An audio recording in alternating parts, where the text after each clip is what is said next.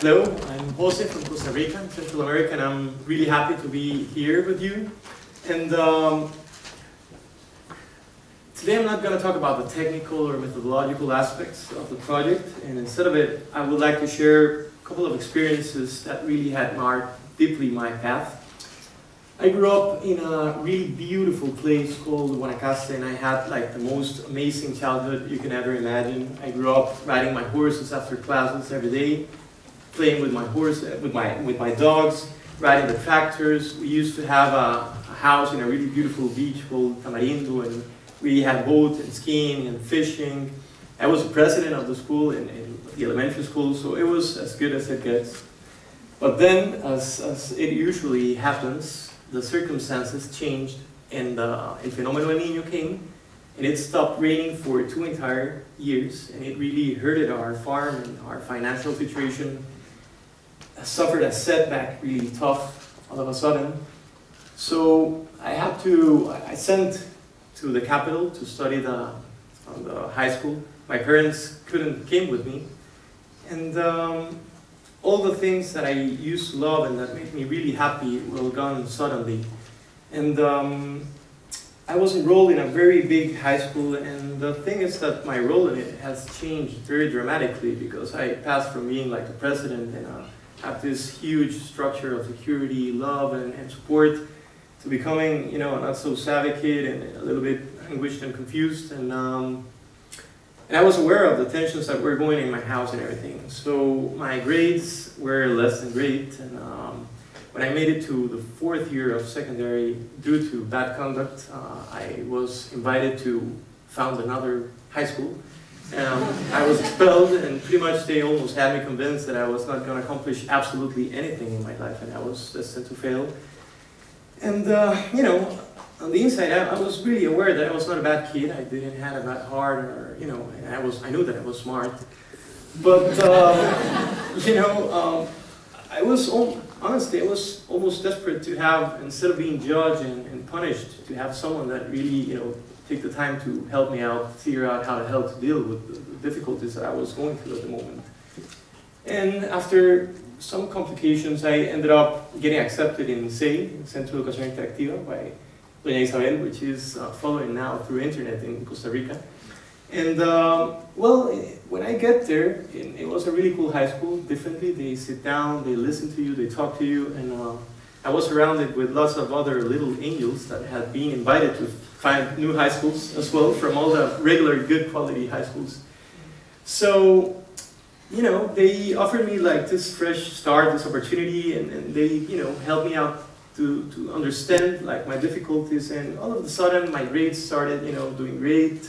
I graduated with honors. I even started helping my classmates, and then I carry on to university, and I graduated with honors from the university and the masters that I did in Costa Rica just as well. So don't get me wrong, I mean, I don't want to give at all the impression that after that everything was automatic or perfect, because like we all do, I faced lots of good moments, bad moments, I made great decisions and terrible decisions too. But the important thing is that if I would have not received that opportunity in that moment that was so difficult, my life would have been absolutely different. And I understood empirically that decisions and actions that people do affect other people's lives dramatically. And I like to think about it like a domino effect, and both you know, it can go both ways, for the things you do and the things you choose not to do.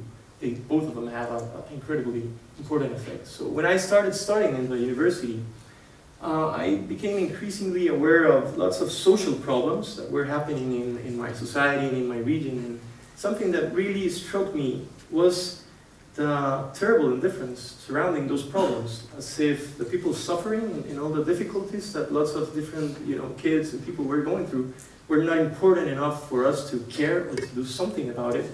And especially the huge amount of kids that were dropping out of school for several reasons got my attention, and obviously I felt immediately identified with them, and I imagine that tons of them probably, if would have received proper intervention at the time, definitely will have made it in life. So, you know, I decided that I would not like to become an accomplice of that indifference, and I would like to somehow push, you know, some dominoes effects So I decided to create the foundation, Acción Joven. And basically what we do is that we work in really tough neighborhoods in Costa Rica in different parts, rural areas, coastal areas, in the capital, and we offer the kids and the teachers a space in which they will be listened, and they are the ones that decide which are the main problems that must be addressed in order for us to, fix the problems. Afterwards, they have the possibility to, express their opinions, their ideas with their own creativity, and we use those inputs to create a strategic plan, and in order for us to be able to execute it, we have lots of resources from the government, from the private sector, from university students that came in and worked with us. And there's a story that I like to share because it's really representative of a situation that unluckily is getting out of control in Costa Rica and for sure in the region. And it's Javi's story. And it represents the story of lots of kids that we have been left out without opportunities, without education, without jobs, pretty much without hope. And Javi came from a very tough neighborhood in the capital in San Jose, in which his family was struggling with every possible difficulty you can imagine. And this neighborhood is quite heavy. There's no places for kids, no sports, no culture. Just so you can have like a picture of it. The kids that try to make it to the school, they have to pay this informal tax to the gang members in the corners of the neighborhood just to be able to get to the bus or to walk to high school. And if not, they get jumped, they get attacked, and that's like a daily thing that they have to deal with just to get to the high school, And Javi was, not doing very good. He was bitter, he was angry at life, and he has every reason to. And he was engaging with lots of other kids in the high school that were dealing with similar stuff, and he was bullied with teachers and students. His grades were terrible.